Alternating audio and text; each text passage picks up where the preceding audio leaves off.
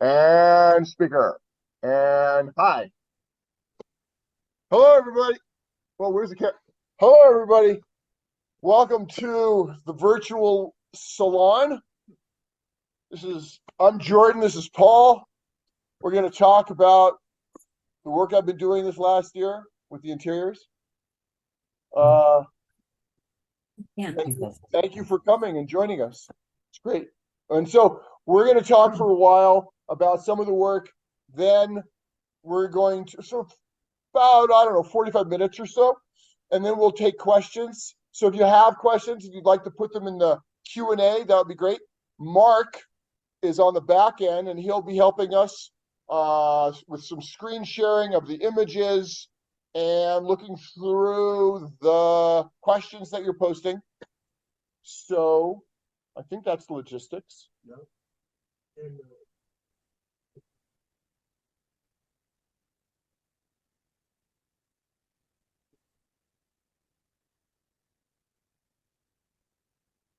you can look. That's the camera. You look. We're looking at. That's So, all. guys, we can't hear Paul's voice at all. I mean, it is completely silent. Oh, is this better? Paul, maybe if can you speak a little louder? Maybe it'll pick it up. So All right. This is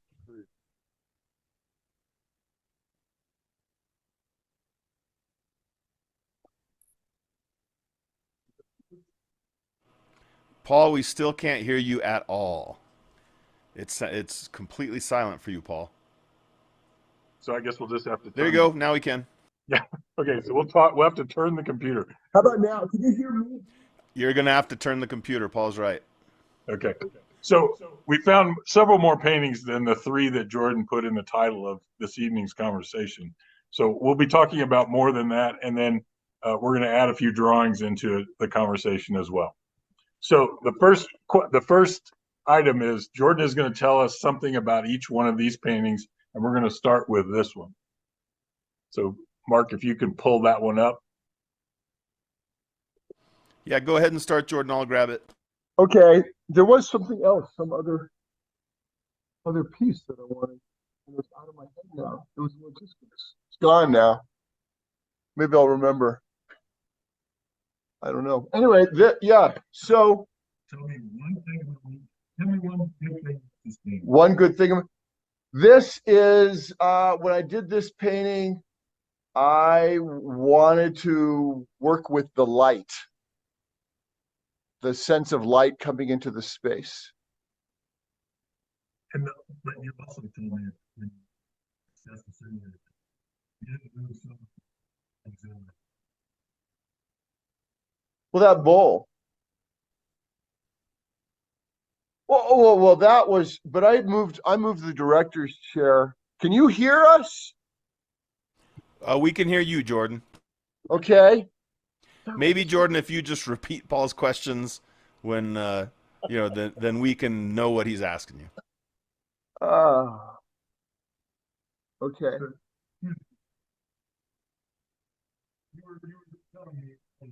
I was telling Paul earlier about the movement of the. Oh, this is what we're doing all night? Oh my God. This is nutty. Is this work?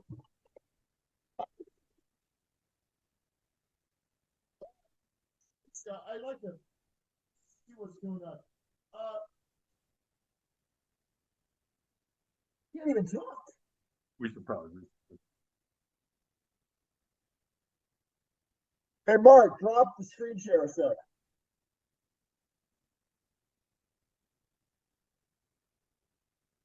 Hi. This is the sound is we can't have a conversation. Yeah. So right now your voice sounds fine. So however it's facing you, I mean, you could just tilt it back and like face it to Paul, kind of I don't know where the microphone on your computer is, but it's very, very picky.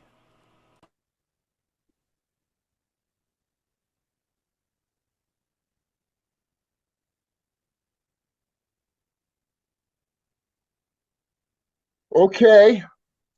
Yeah, We'll right try now you it. sound great, Jordan. From that distance, you sound great. Okay. So, Paul, what did you ask me?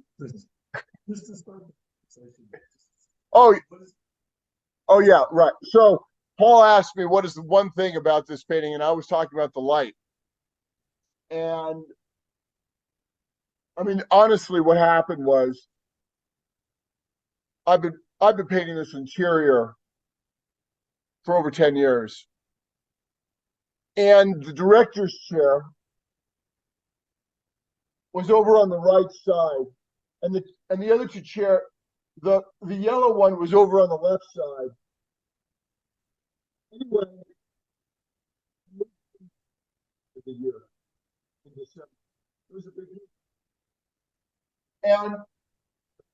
And I moved the director's chair facing this direction. So that I started doing earlier this year, like in February. I'm gonna get another paint. Sorry about the sound, I gotta say.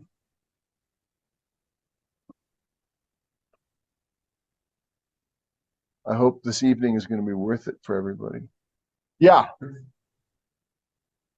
Another painting. Tell me one thing about that painting. Can you pull that one up so people can see it?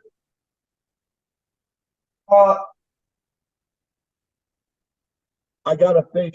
I got a laptop. So this painting.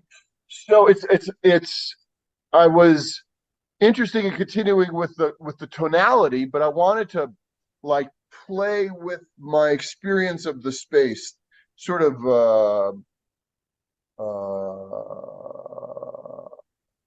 jumping around in the space, bopping around in the space. And so those dark maroon marks, I'm actually feeling through the space as so it's both, the tone of the forms and the light coming in, but also this kind of spatial play, like I'm jumping around in there.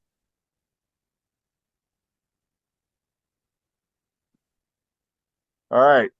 Paul is adding another one.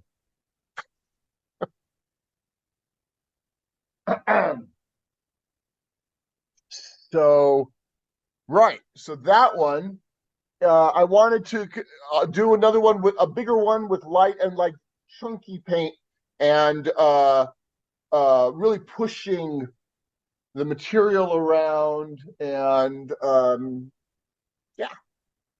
So yeah, I wonder if we can. Nope, can't. Okay. Anyway, yeah, that gives you a sense of the painting. Could I introduce Paul? Oh, yeah. Thanks, Dave. So this is Paul, and Paul is an old friend, and Paul is a painter and student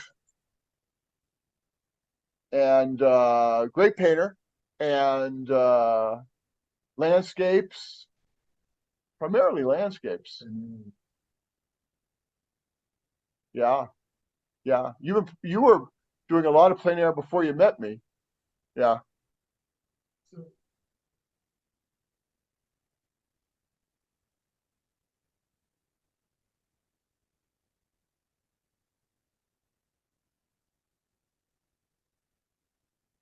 It's all the same stuff. Can you hear me? It's all the same stuff. Jordan, I suspect the microphone is in the middle of like where the webcam probably is, the middle of the screen. So when you talk to the middle, that seems like that's the best audio. When I talk to the Right middle, there, yep. So imagine the microphone is the middle of the screen. Yes, right where you're pointing. huh. So if Okay. you just talk to that thing, Okay. we can hear you great. So this is very odd trying to have this conversation, I gotta say.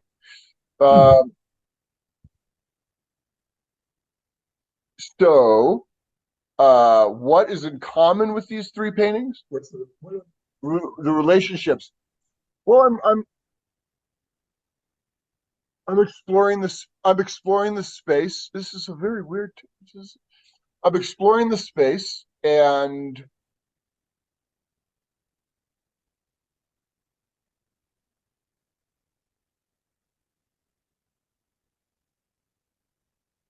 the forms, the light, the situation in different ways. But it really, I mean, honestly,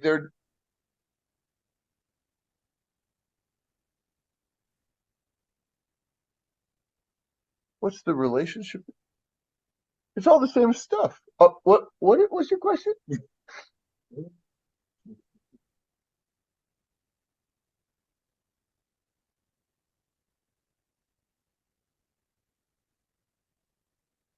I just feel like I want to do it again, and I just want to do it in a different way.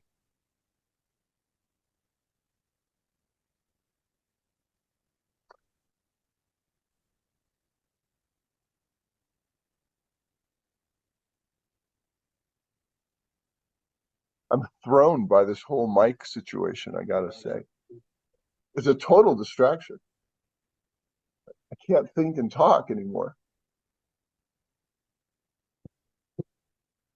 Ah, can you throw that one up, Mark? Yep, just give me a second. I'll grab it. Thank you. That's 8/26/23, August 26, 8/26.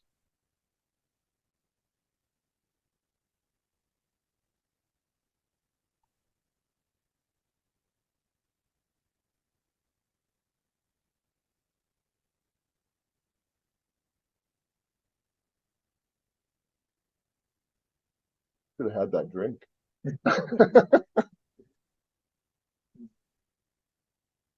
Yeah, definitely. That's it. That's the one. Thank you. Yes. So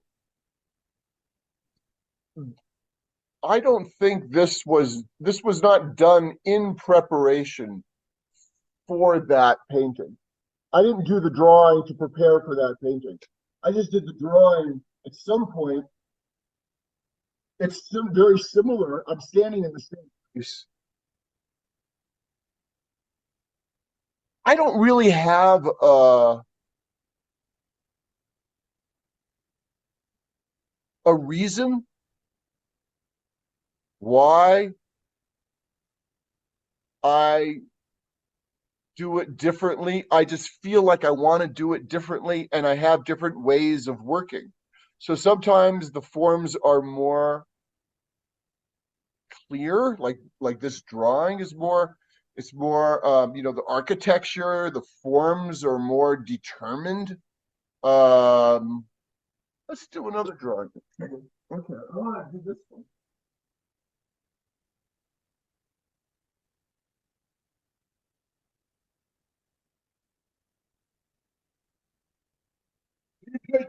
Could you bring this one up? This is Yeah, give me a minute to match it. I'll have it up in just a second. okay. Thank you.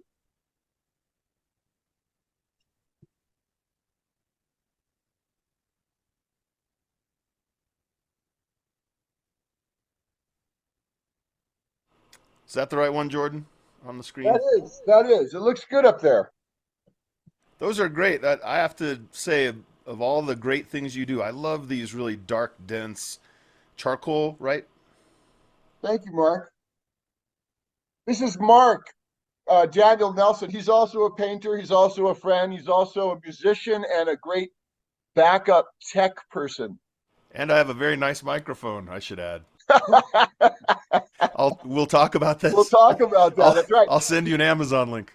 Yeah, he was my tech guru from the very beginning, pre-COVID. Yeah, send me that link. Okay, so this drawing, I'm sort of it's a more spatial, playful kind of jumping in and moving around, and so it's not as the forms aren't as clarified. So it's just a different way of working. And I like doing that. It's not a real, I don't like figure it all out. Like, okay, it's just more like, where's my energy at? What do I want to do? How do I want to work? If I'm feeling particularly frustrated, I might work this way because then I can.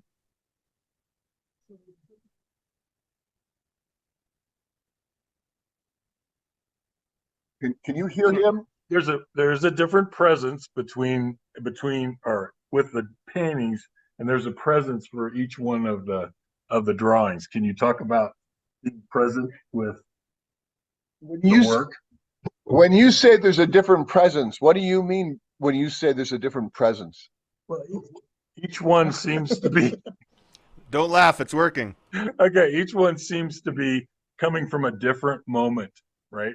And they're the searching that you're doing, or as the title of the conversation for tonight was, what is this gate that you are looking through, or the gate that you're creating that we as the viewer is allowed to enter into the space you've created? Talk to that presence that you. Well, so I think that there's definitely different kinds of energies or different, certainly visually, they're really different. Um, I I don't experience them as having different presence, actually. Like the presence all feels the same to me, but the certainly the appearance is different. The access is different. Like, can you go back? Can you cut the screen share so we can just look? Yeah, hi. So, like, oh, where's that drawing? So, you know, these are very different from. I mean, they're just really different in terms of the feel of them. Uh,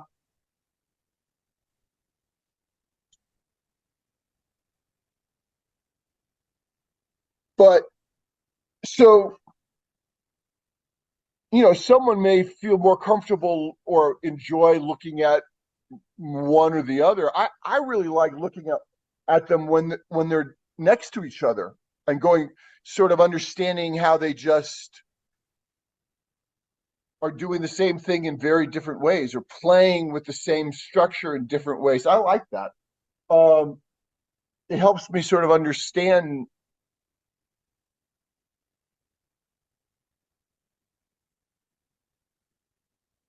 I don't. Oh wow, you're a whiz, Mark. Look at that. Uh, it's sort of it's like as people, we're like I don't know. We have all these facets to ourselves. And so it's like different ways of showing up, different ways of being in a space, different ways of I don't know, playing the melody. I don't know how to say it. But the presence doesn't somehow the presence is I mean, I think I experience presence as sort of invisible.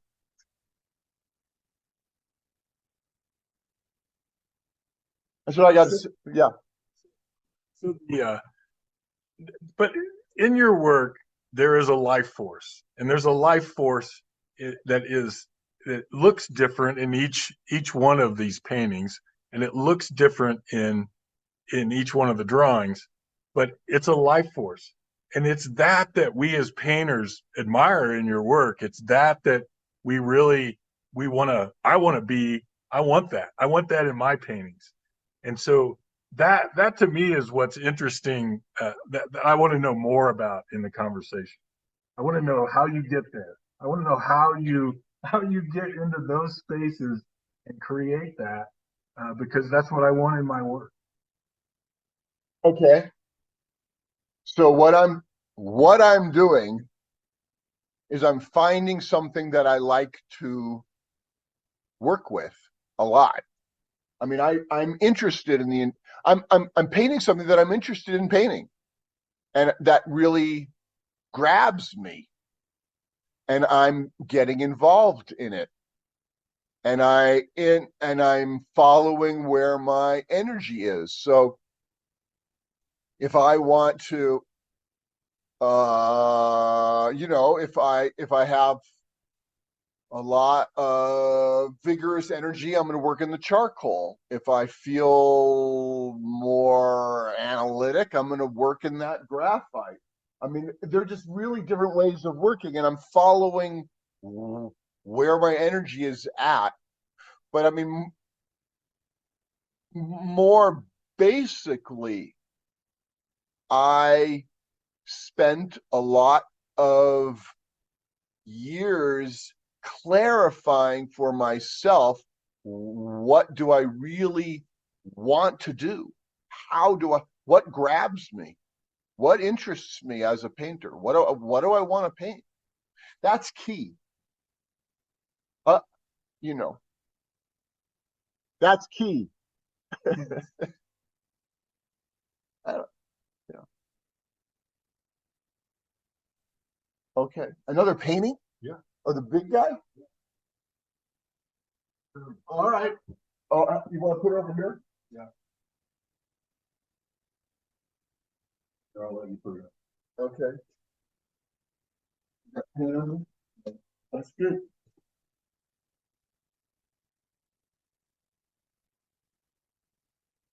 Now, we don't have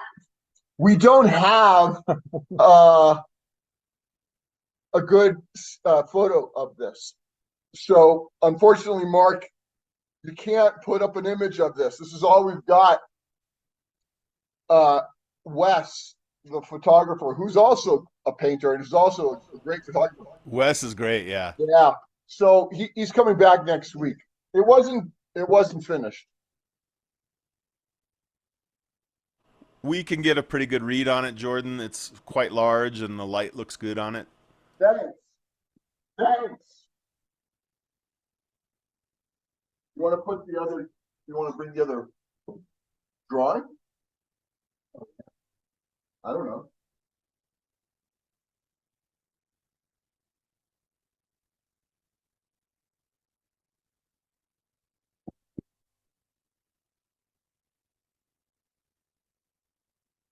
So I tend to think, oh yeah, I tend to think of this drawing in relation to that big painting. There's something about the frontality of the space hitting me that there's something about this, well, I guess the presence of the space coming at me. That's what is happening for me with that big guy, and that's what's happening for me with this one. Yeah. So it's that kind. So it's a different. Again, it's like a different. In like spatially, formally, it's a different engagement. So I'm not. It's like as if I'm okay.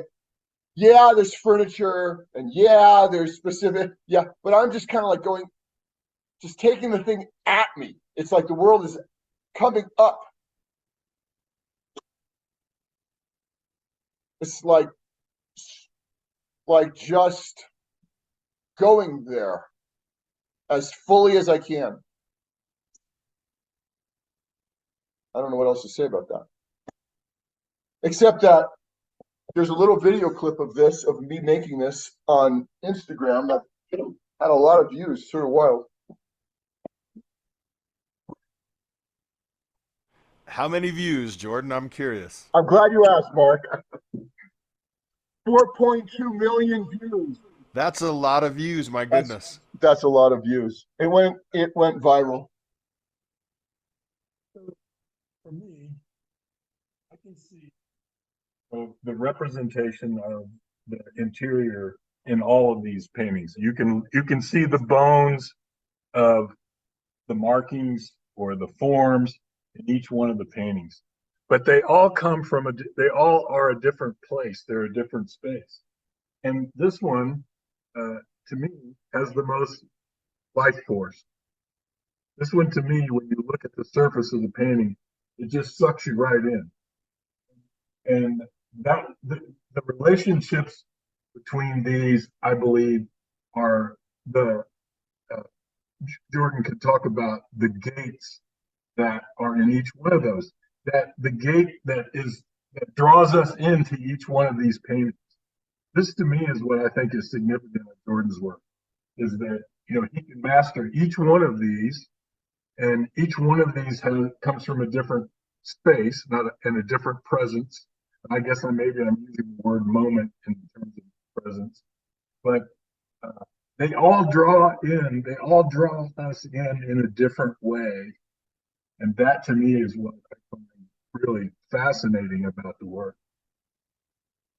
And so can you speak to that?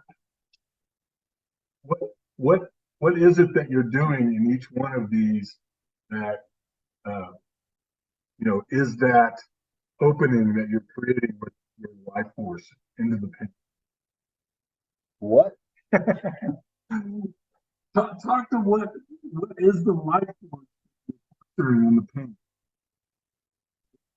What's the life force? Yeah, what is it? What's the life force? How is it?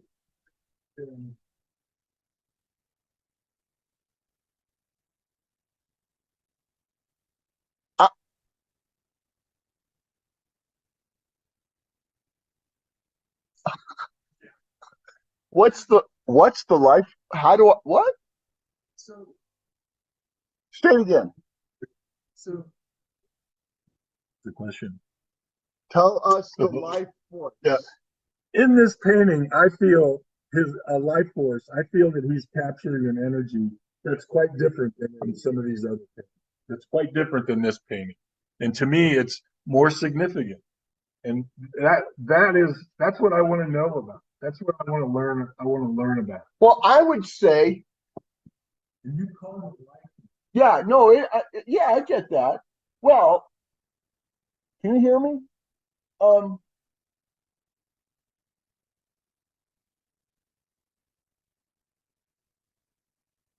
I mean, in some ways, it's just like the volume of the intensity is up in that one.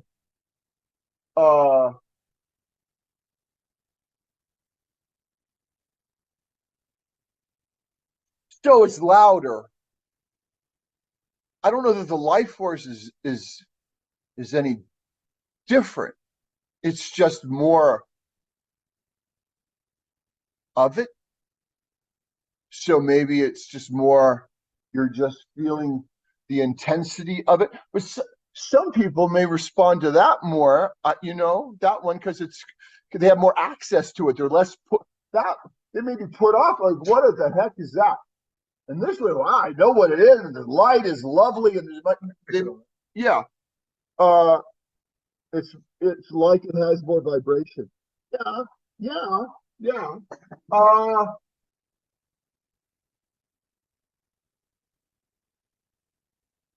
I mean,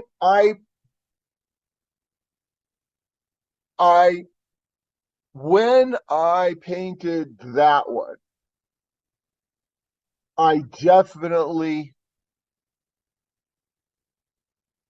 allowed myself, or I felt compelled to be more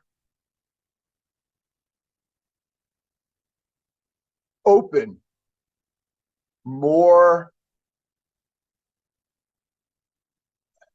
not even on an edge. I dove in more. I needed to push the paint around. I needed to make those marks. I had I had to go. This one, there was a lot. I mean, I was definitely present. I was definitely involved in it, but I was certainly more contained in me, in my body, back here painting. This one, I wasn't contained at all. It was all I could do not to fall into the painting.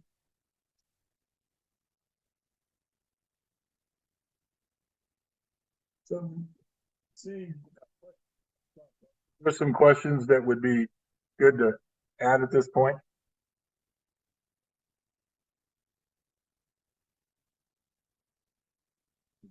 I don't know. Mark, Yes, sir. are there any questions? Maybe. Yeah, now? you want to hear some of them? Sure. Michelle has a great observation and question. Jordan, does some of the life force come from the music you are listening to as you are working, painting, or drawing? Yes.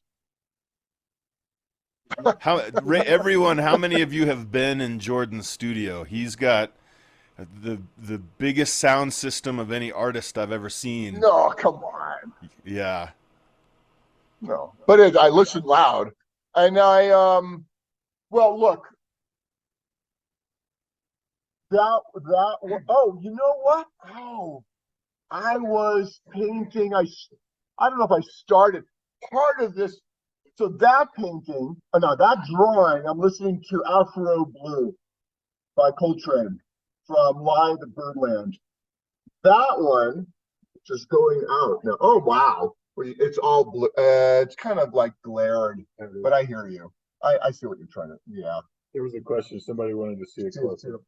So that big one that Paul is showing, I was listening to, not for the whole thing, but for a lot of it, I was listening to Gorecki, Symphony Number 3. If any of you know that piece, and it's full of grief and sorrow.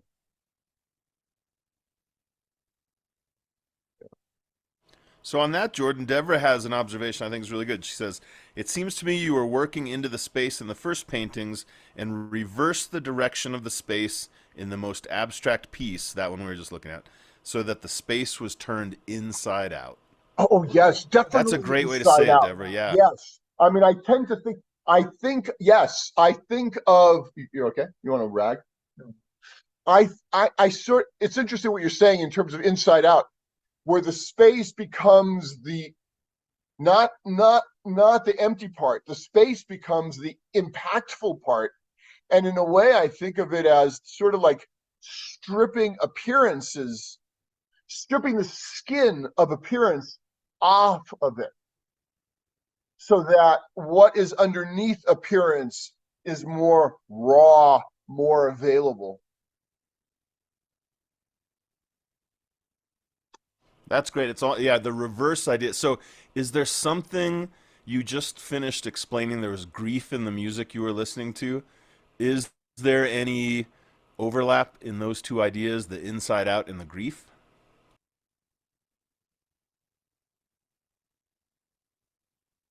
Well, the grief can compel to meet reality more directly. Doesn't have to be grief, but there's a kind of a stripping away the separation, turns the situation inside out. It's not really inside out, it collapses it, so that the distance. John Berger, in his essay A Professional Secret, talks about copying distance, so that it collapses that. There's no more distance.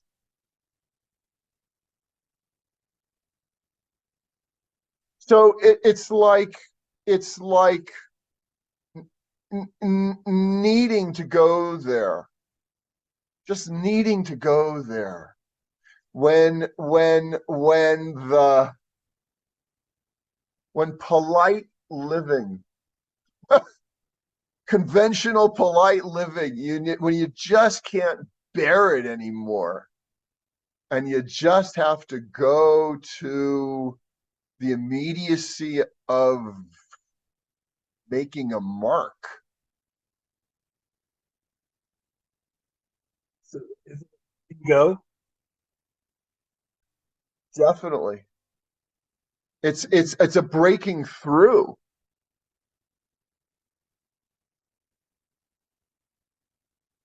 And Molly's wondering, Jordan, if that has any relation to recent events. Absolutely.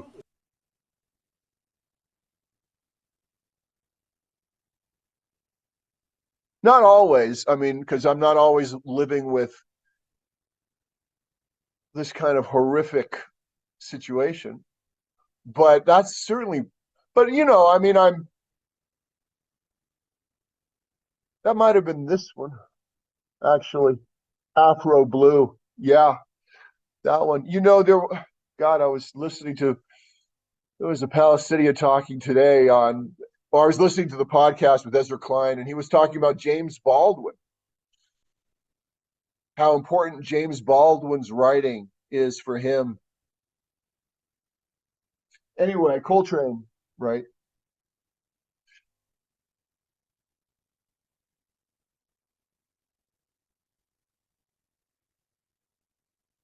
But there's something for me. I mean, so there's, the current events. It's compelling. It's awful. I mean, all that stuff. But all of that is really. It gets back to the title, Gates, a gate. So we, whether it's a current event or the light coming through the window or whatever it might be that we're finding compelling, becomes our gate. And that can really change from piece to piece, even if the motif is the same. But when we allow ourselves to be compelled, then there is a meeting with reality. And there is a collapse. And in that collapse and in that meeting, there is life force. It's not my life force, it's life force. And that gets into the material. And so it's all about, what are the terms? How do I set up my situation in such a way that will allow that collapse, that will bring about that being present while I'm working?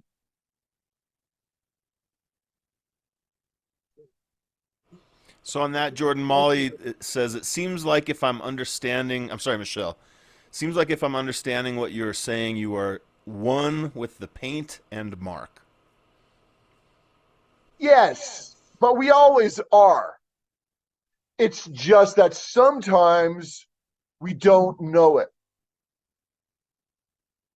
Or sometimes we are kind of allowing ourselves to we imagine we're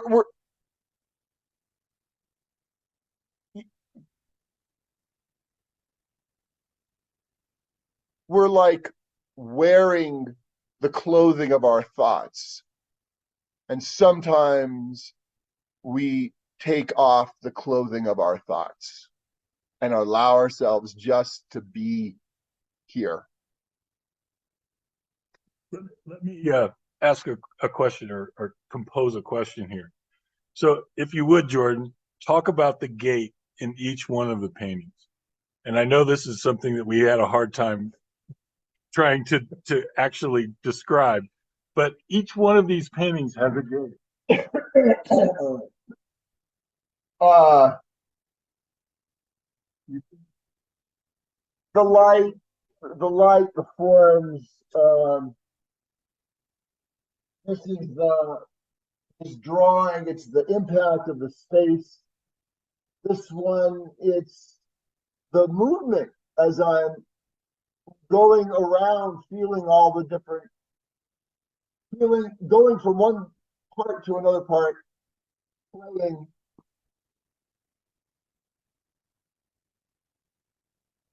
This is more like the structure of the situation.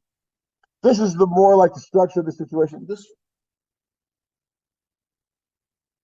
can you throw that one? Yeah, give me just a second. Okay. So, I mean, I guess what's happening is formally, I'm playing in different ways. Sometimes I'm working with the architecture of the furniture. Sometimes I'm working with the experience, the impact of the space. Sometimes I'm working with the light. Sometimes I'm bopping around in different ways. And all of those different formal ways of playing are coming out of where I'm. Oh, that's not that one. It's this one. Nope. This one. Nope. Nope. That one. So those formal ways of playing are coming out of I don't know, a kind of an inner inclination of engagement. And so it's not like the formal engagement has come out of my desire. When you, as a painter, okay, so we develop our skills, we develop our chops, we can do what we want to do, great. But then we really need to play, we need to experiment, we need to let shit happen and see what happens when I follow my desire as a painter. I follow my inclination, I follow my impulse. And those different ways of working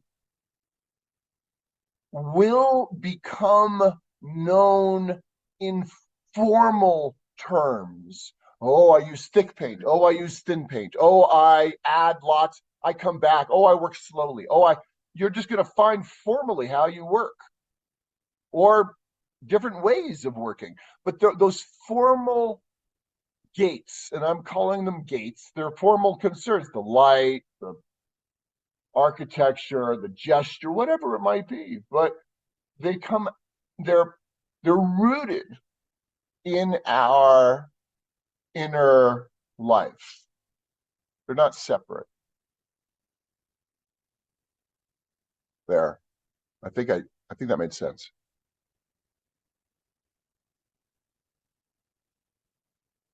What else? Something said, did I make sense? I hope so. It made what I would call Jordan sense. It makes sense if you allow yourself to kind of get into Jordan's groove. Okay, I'll take that. What else? I think, Jordan, if people, right, would it be okay if people want to unmute themselves to ask you questions? Sure. Yeah. Anyone have a question that you'd like to ask me directly, or ask the group, or ask Paul or Mark, or?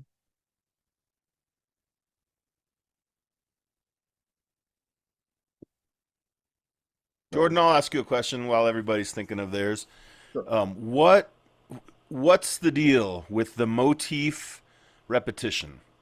That's a artistic, right? The tradition of that is long. The idea of really digging into variations on a a repeating motif? I'm sure you've been asked that question 1,000 times, but uh, is that how you get to those blue and black drawings, that you've exhausted any possibility? Well, you can't exhaust that, but that you've gotten to a point with the more representational work that you feel getting into the abstraction is the only next choice? Or, oh, good. Well, tell me what's going on there.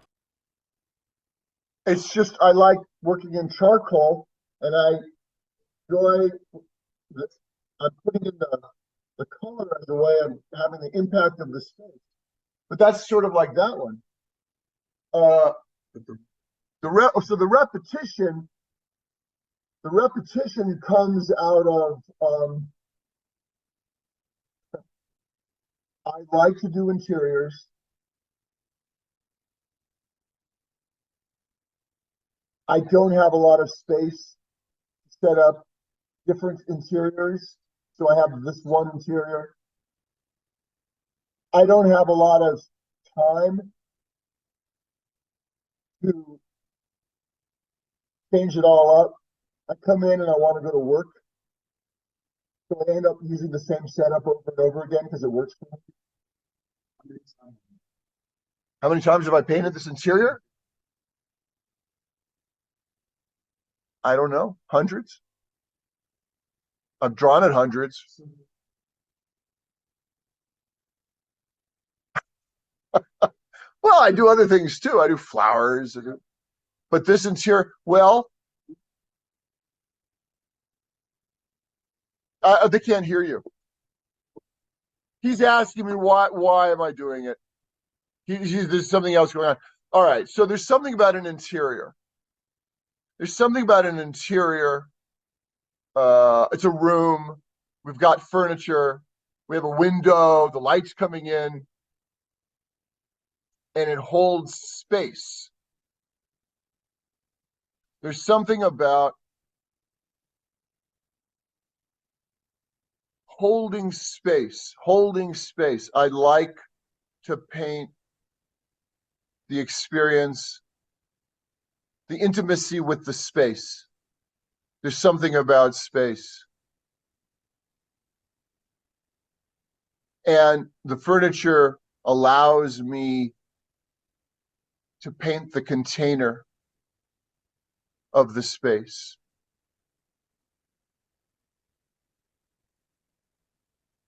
I like that. And so sometimes I'm putting a little more emphasis on the container, and so it's the furniture, and sometimes I just want to go right to the space, and so there's that blue or the dark red.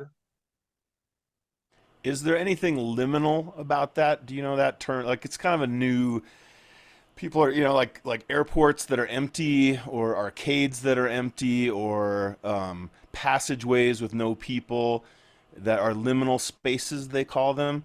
Do you ever put people, do you ever drop a figure in? I'd love to have a figure in. Years ago, I painted interiors with people. When I lived abroad, when I lived in Israel, I don't have someone I work. It's expensive hiring a model. I don't really have an ongoing person to work with. But yeah, having a person in the space would be great. But would that change the space Absolutely. of the space? Yeah. Oh, absolutely. Absolutely. Having a human presence changes everything. Absolutely.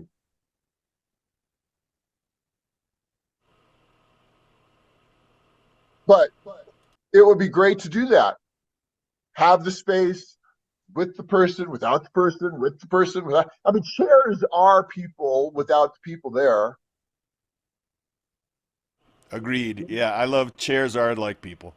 When you are painting the same interior again and again, does that contribute to the whole idea of presence? Does that allow you to be more present when you're painting the same thing over and over again? Yes, Paul, that was part of what I was getting at too. Thank you. Yes.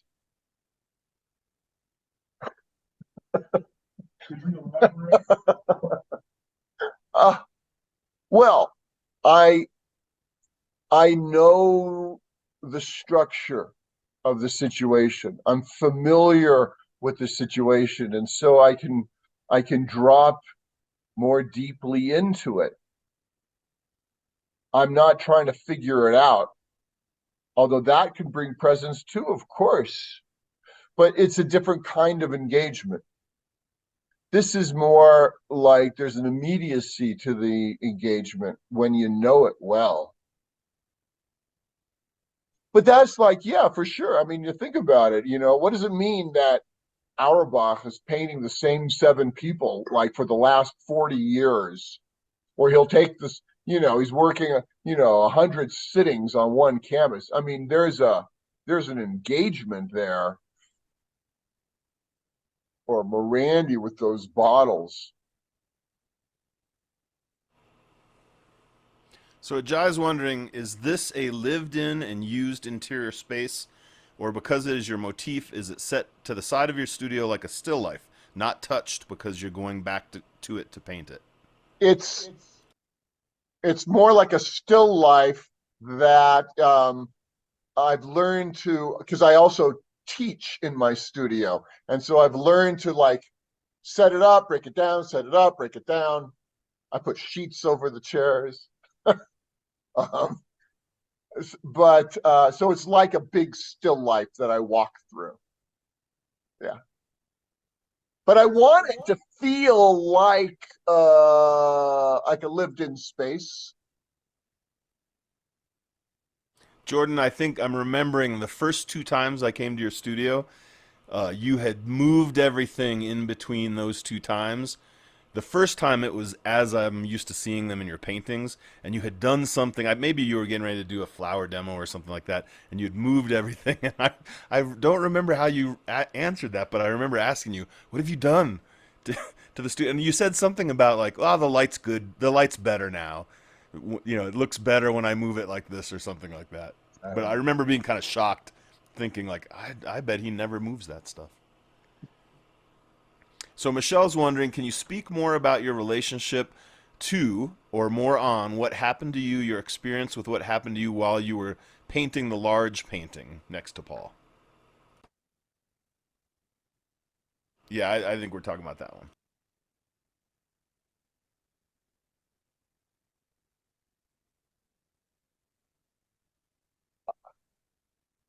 I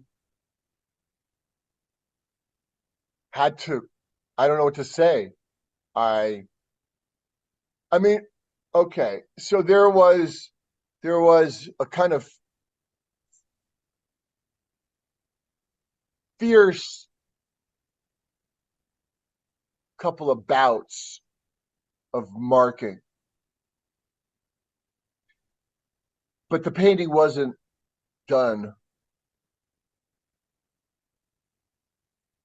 So I had to keep working on it. And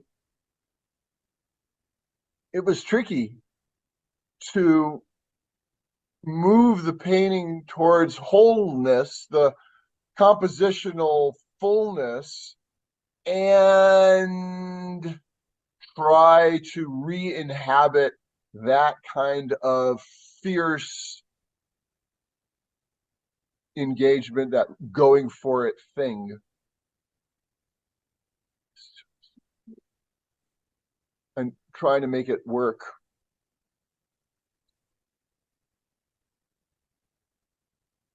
So it would be, I would have to take take risks, because otherwise it was just mark making. I'd have to really like go deliberately. Like, it's one thing to be compelled, it's another thing to like choose to go back to that. And then like, uh-oh, now what? There, I don't know what to say, really.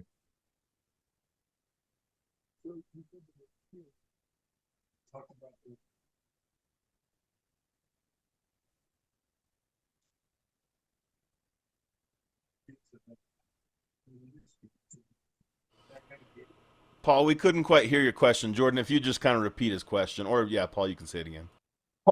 Paul, say it again. So we've used the word words life force, and Jordan just used the word fierce in describing making the painting. Is there a fierceness that's necessary to get to an image like that? I think for that one, yeah. I think life force doesn't necessarily depend on fierceness, but but for a painting to be strong, there needs to be life force. But life force can be tender and loving and sweet, but that painting, yeah, there's a fierceness.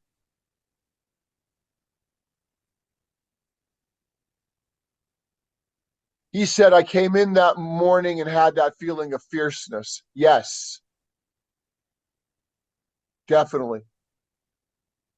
If I don't, if too many days go by and I just need to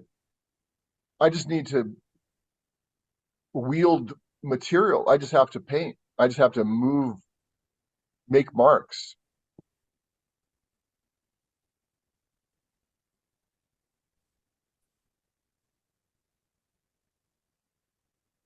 Is there an emotional trigger? Is there an emotional trigger? I mean, there's an emotional feeling to it. It's like I'm all frustrated. I haven't been painting. So sort of, I try to be polite to people, but I'd rather not be really. I'd rather just be painting right now.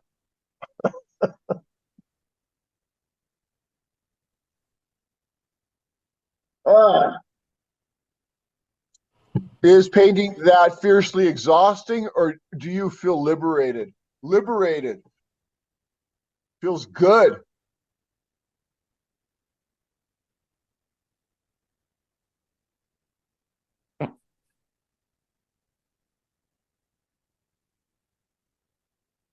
What else? Any any other questions? Freeze you? Yeah, yeah, yeah, yeah, yeah, yeah. You know, it's like jumping into a lake. Good. Risk. Yeah. Did I say risk? Definitely risk. You got to risk. I mean, I would have to jump into the painting and make marks, and I might really fuck it up. But I mean, what else are you gonna do? Otherwise, if I don't, then it just stays copying distance. And then hopefully I won't. Hopefully it'll be all right. Hopefully it'll be interesting. I mean, that's the thing. You kind of have to get into a situation where it's like, this isn't interesting. This is not interesting. And then like, well, if it's not interesting, who cares? So make it interesting. Jordan, I'm wondering, do you ever rely on anything you would consider intellect when you're doing these, or is it like Oh, sense? it's all intellect. This is I'm when that big painting wasn't finished, and I had to step back. It's my intellect that is I'm oh it I'm understanding. Oh, you mean like is it analytic? Not necessarily. I am what you're saying is what I'm asking. The kind like the it Intellect. doesn't have to be so describable. Yeah. I am in. It's a combination of intuition and analysis. The composition isn't. What does it need? What does it need? And then but so the intellect is serving the painting. Yeah. I So love that. intellect, That there's a difference between intellect and analysis. yes, and yes. Well, I would say there's difference between rational thought and analysis. Ah, there it is. Yeah. Okay. So but analysis is important too. All of the pieces are important. All of the pieces, but they serve. They're not in charge. They're not in charge. They're all serving. So even as you're being at your most fierce, there's still some thread of, sorry to use the term intellect, but that's It's what I fine. mean. Yeah. Yes, yeah. Well, yes. Like because stepping back, scratching your chin. Yeah. I am being aware. I am attentive. I'm responsive. That's rational awareness. Yeah. If that collapses totally, then well, it might get interesting, but I'm not gonna, you can't finish a painting with that. You can make a mess that might be really interesting.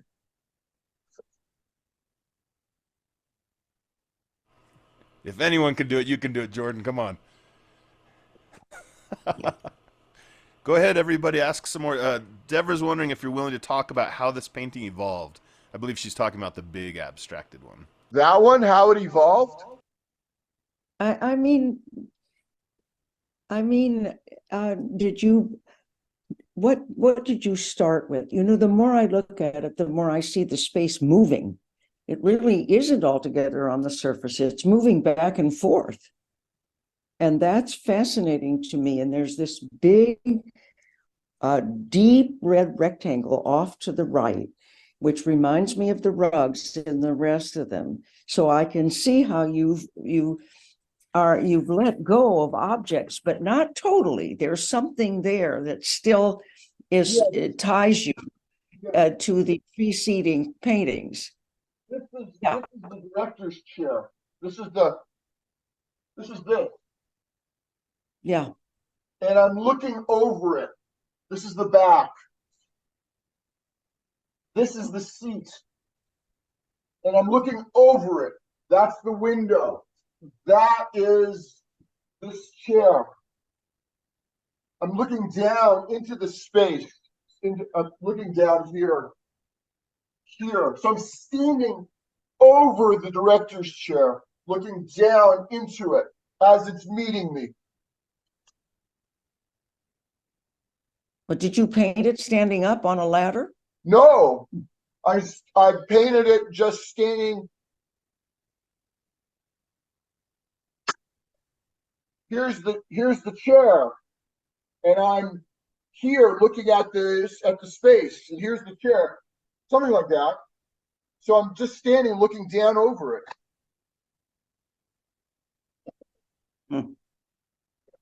And the difficulty I had was that I was really involved with this in the beginning of the painting. And then I needed this to be, I had to understand my relationship to all of this.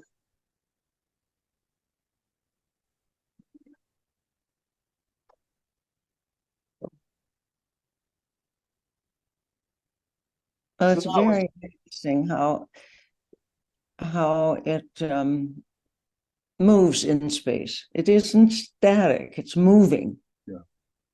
And I didn't see that in the beginning. And the more I look at it, the more I see that that's the case, because partly it's because of the way you're using color, especially down below, to balance, I think, all the brilliance up above. It's very, thinking about how you might have evolved it is interesting to me.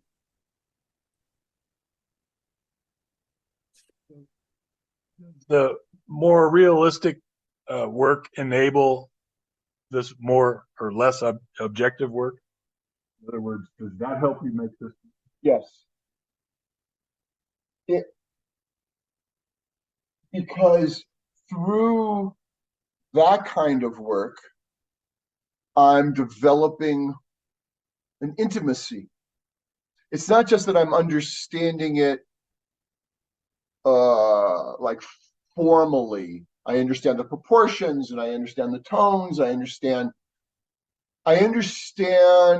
how to create the specific spatial situation with that. But even more important is, through doing that, I'm developing an intimacy with the motif. that intimacy, I can't do that without the intimacy. That's that. But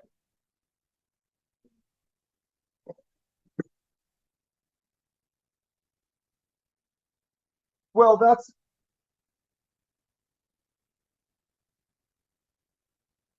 so the mark making in this painting is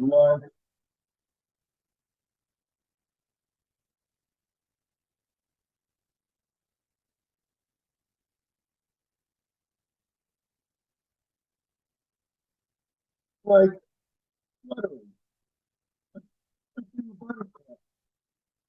and like going around and touching all, mining over here, going here and here.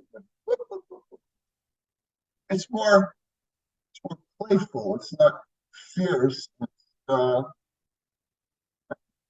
like swimming around, like being a little bird.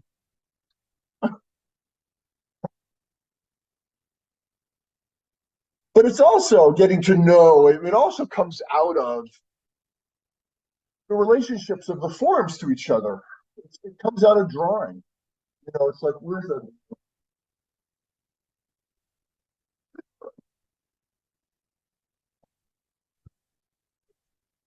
there's this drawing. Now, it's hard to see, but maybe you can bring this one up. And if you can you zoom in on that? Can you widen it? Yeah. So you can see there's all these little flecks, all these little dashes. Well, those little dashes are I'm actually feeling around the space. And I'm actually trying to, it's sort of a way of measuring, going from one form to another form to another form, finding where things are located in relation to each other. So those little dashes are kind of measuring from one thing or hopping around from one thing to another.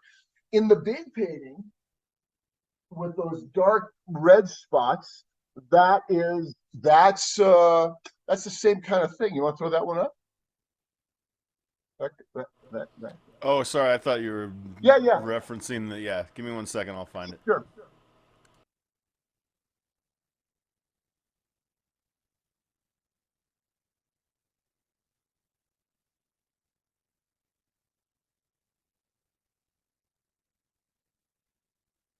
Yeah. So if you pull that up close, if we zoom in, yeah, right. So I'm kind of those are functioning like the dashes in the graphite drawing, going from one thing to another thing. Yes, a blind person reading the face of someone new. Yes. And I'm doing that with the space and the form and feeling my way through. That's right. Yes. So, drawing for me has always been a way of not just understanding the motif, but developing a relationship and intimacy, and also exploring ways of working, and then trying, like, oh, well, that's interesting. How would that work in paint? How do I get what I'm doing in the drawing into paint? So what's happening with charcoal marks ends up, like, being with these, big marks in the paint. I mean, it's just like, oh, what would happen? But I can find in drawing, I can find my way of working, and it's without. I mean, it's not precious. It's cheap. It's a piece of paper, and I can. How does my mark? How does my arm want to mark? What do I want to do? And then, like, well, what would that? Well, how would that work in paint?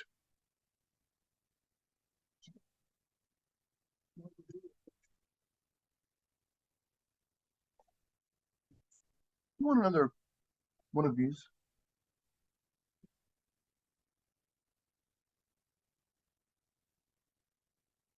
I don't know. Is there a way you can get that painting and that drawing on the same screen?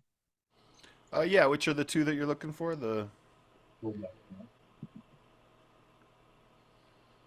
Yep, give me just a second.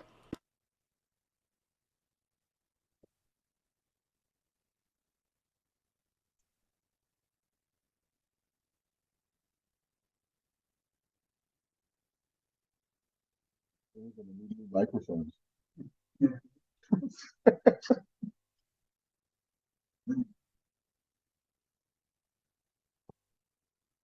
Crowdsourcing. We're crowdsourcing the microphone. I think I might have missed the correct one on the drawing. Well, that kind of works too. I mean, I like All right. that. That's a great Yeah. combo. Good, let's go with it.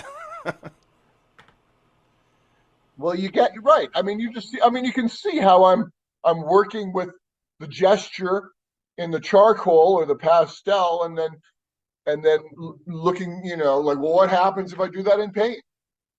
I mean, so following that way, for sure. Is the drawing, though, in contrast to the graphite, are you still feeling your way around Yes, in both? both of them, all of it. There's always a combination of a visual tactile combination. For me, the drawing or the painting is not a screen, that a field. It's a tactile. There's a tactile projection going on all the time. That's why I love, like Soutine, Giacometti, Cezanne, Bomberg, Auerbach. Cool. That's not the one either, but I like it. Yes, that's. No, I grabbed that. Yeah, I grabbed that when you said Giacometti. I thought that. Yeah, had yeah, a lot right. Of... But yeah, I mean, like all of them are interacting. I mean, there is no progression. I mean, things happen chronologically, but it's not really a progression. They're all kind of just different engagements. And then, I mean, really, ideally how they're seen is just all up on the walls together. I mean, really. So, yeah. Speak to the way that you draw and probably paint, where you're not looking at the canvas or the paper. Oh. You're only looking at. So I'm looking at the motif and I'm just drawing a lot of the marking. I'm not looking at the canvas or the paper. I'm looking at the motif and making marks as I'm looking. Well, I'm doing that because I'm engaging with what I'm seeing, and so I just want to see it. I want to get the immediacy of my seeing into the mark itself. Oh yeah, look, nice. Yes, that's exactly what I'm doing. But I mean,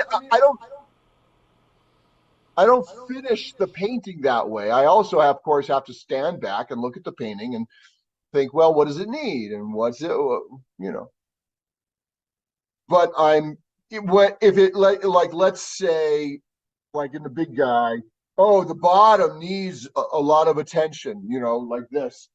So when I go back and I'm painting on it, I'm gonna do the same thing. That is, I'm gonna look at the motif and then make my marks as they will, and know that it's gonna be on the bottom area, and hopefully it'll land. I mean, these marks, I was not looking. These marks, I was not looking at the canvas.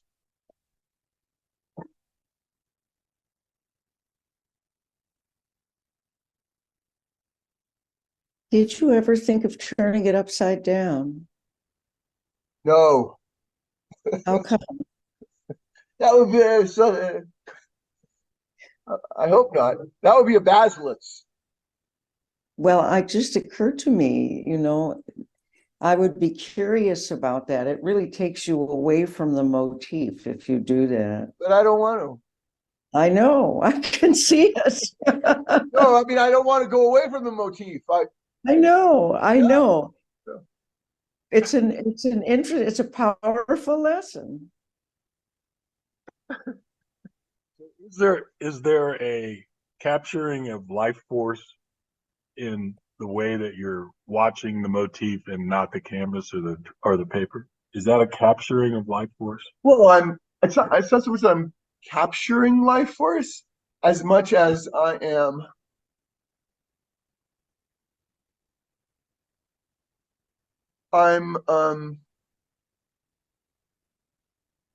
I want to bring as much awareness into my mark as possible.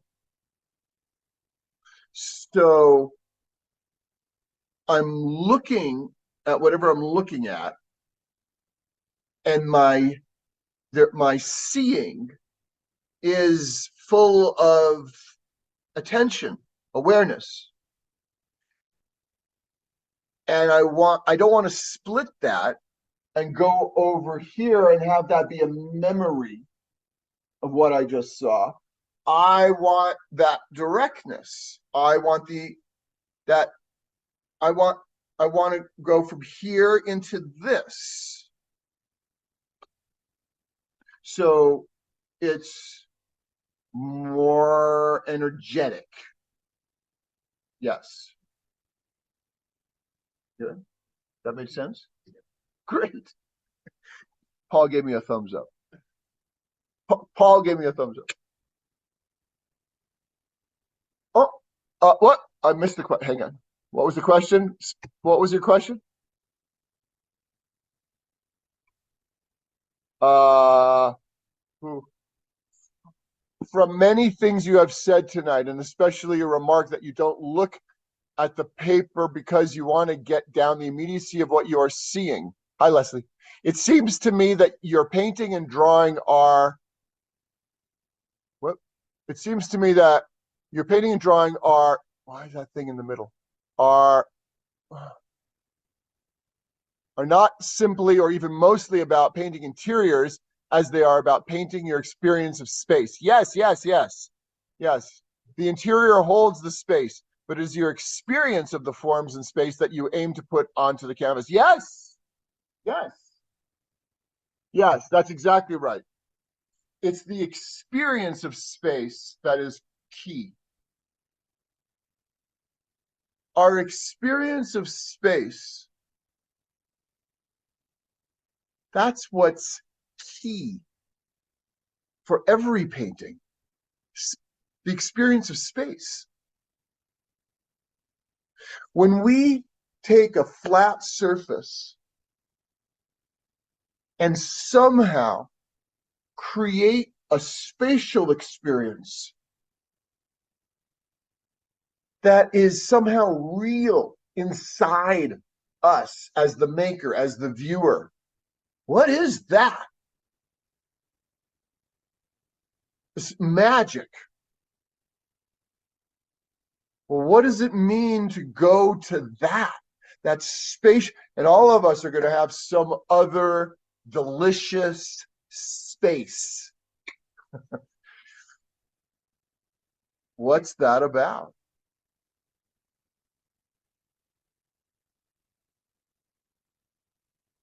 Yeah, you got that exactly right, Leslie. Is that open? That's through the, well, space is the gate. Space is the gate. And there are different ways of light in space, form in space, feeling into things in space, deep space, shallow space, color that opens up in all kinds of ways. Space.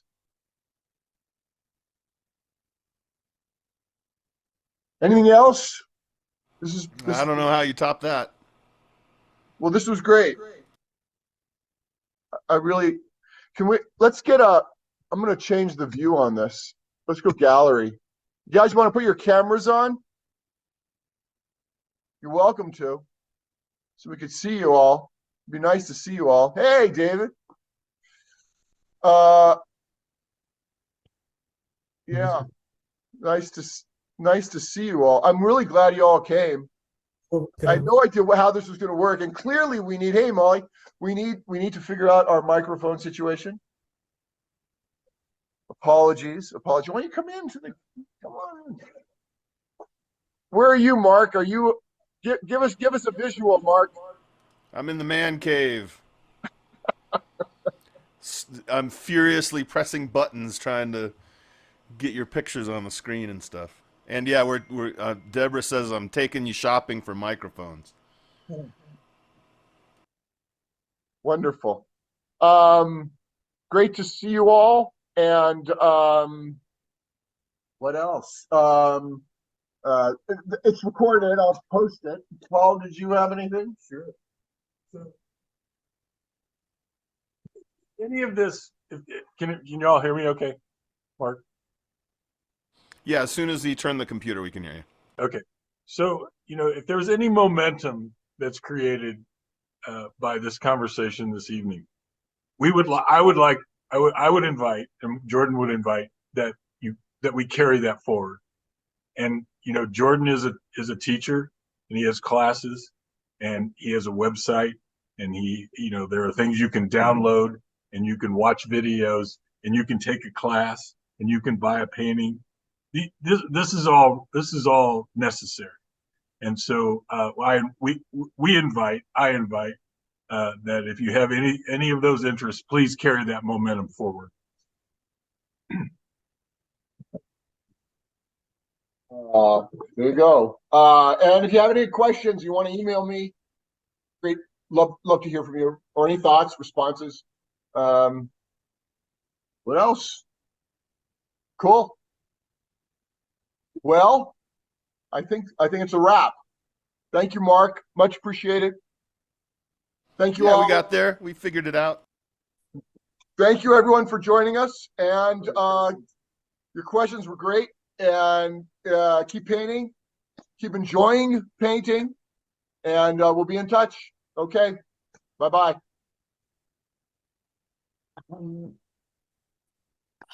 we look at the we should go. The pictures. I'd love to see all the pictures again. Oh, another round of pictures? No. Good night, everyone. Bye-bye. Jordan.